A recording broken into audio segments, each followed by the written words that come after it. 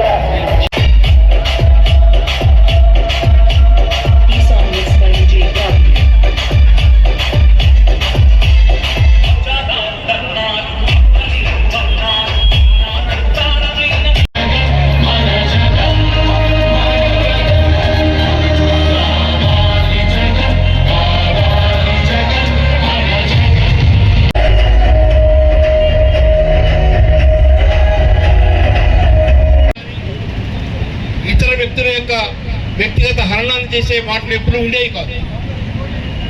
కానీ దురదృష్టవశాత్తు ఈ రాష్ట్రంలో ఉన్న పోలీస్ యంత్రాంగం పూర్తిగా అధికార పార్టీకి ఒక అంగంగా మారింది, ఒక విభాగంగా మారింది. అధికార పార్టీ ఎన్ని తప్పులు చేసినా వారి మీద ఎలాంటి కేసులు ఉండవు.